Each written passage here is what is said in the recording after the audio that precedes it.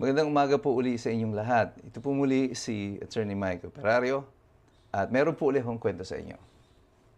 Kaya lang, hindi na ito nakakatawa. It's not a joke. It's not even fiction. Because this one is real. Kamakailan lamang po ay naglabas ng report ang National Treasury at ipinahayag nila doon na as of the first quarter of 2025, we are already experiencing a budget deficit of 478 billion pesos. Halos kalahating trilyon ang ating pong budget deficit. So sa mga hindi pa masyadong maalam tungkol dito, yung pong budget deficit, ang ibig sabihin po nito ay kakulangan. Deficit is kakulangan. Ano po ang kinungkulang? Ang kulang po ay yung kita ng gobyerno at hindi po ito sapat para doon sa naging gastusin. Ang ibig sabihin, mas marami ang ginastos sa unang 3 buwan ng pamahalaan kaysa sa kinikita or kinita ng ating gobyerno. Ang malungkot po niyan ay nasa first quarter pa lamang po tayo. Pero sabi ng National Treasury, this is still within the projected deficit ng gobyerno na aabot ng 1.5 trillion pesos at the end of the year. Anong ibig sabihin po noon?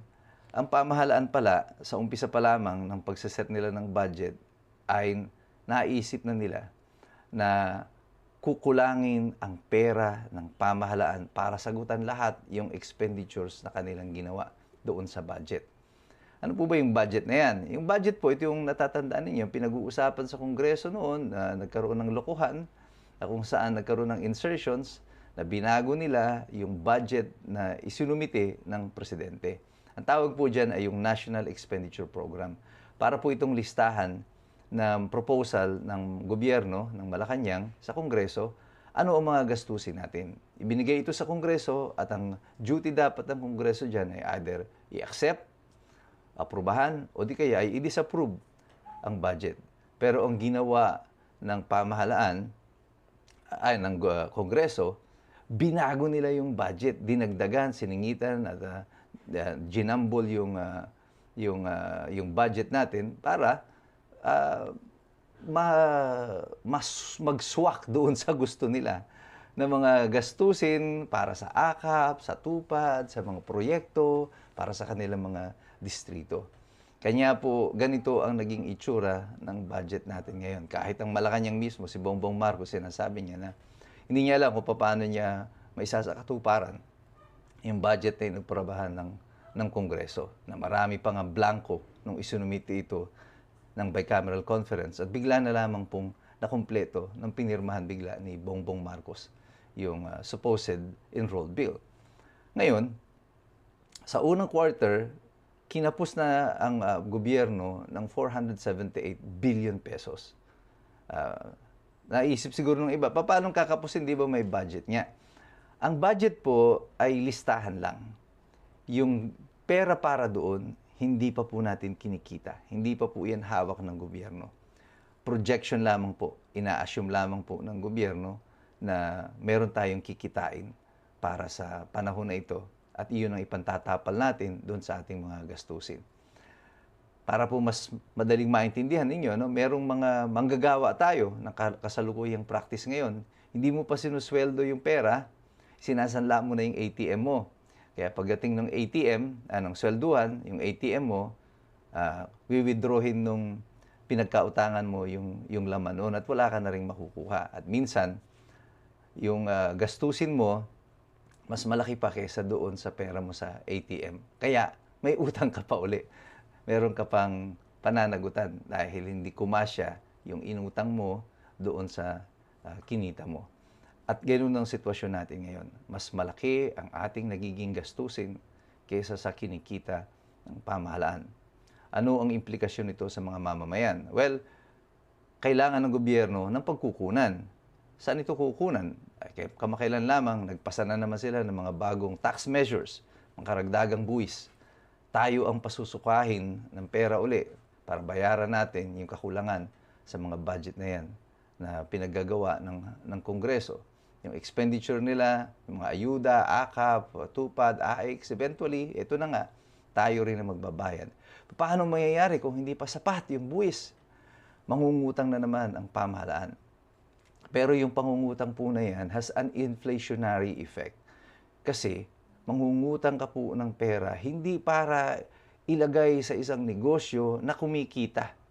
Ito po ay uutangin mo para lamang may panggastos at magpatuloy ang operasyon ng pamahalaan. Wala pong karagdagang kita ang gobyerno sa pangungutang nito. Ibig sabihin nito, magdadagdagan lang yung mga interest na babayaran po natin sa mga pagkakautangan natin. At mayroon pong inflationary effect yan. Because tumataas din ang interest na ating binabayaran sa mga bangko kung tayo naman po ay mangungutang. Ang business confidence po pagdating sa pamahalaan na baon sa utang, hindi ganun kaganda. Kaya mapapansin ninyo, kakaunti din lang ang mga foreign investors na pumapasok sa Pilipinas. Kaya itong sinasabi ng pamahalaan na 20 pesos na kilo ng bigas, per kilo ng bigas, hindi po mangyayari yan. At yung pagtaas ng presyo ng bilihin na sinasabi nilang mache-check nila, hindi po mangyayari yan. Maghanda po tayong lahat because we may be in for a great economic, it's not yet collapse, but economic repercussion po para sa ating lahat dito sa sobra-sobrang paggastos ng pamahalaan ng pera ng taong bayan. Tayo po ang magsasuffer dito. At wala pa po tayo sa disaster season. Nasa first 3 months pa lang po yan ng summer. Disaster season will start pagpasok po ng tag-ulan. Ngayon na nakakaranas na tayo ng budget deficit. Saan kukunin ng pamahalaan ngayon? Yung mga pantulong sa mga tao, suporta sa infrastruktura, kung magkaroon ng mga disaster.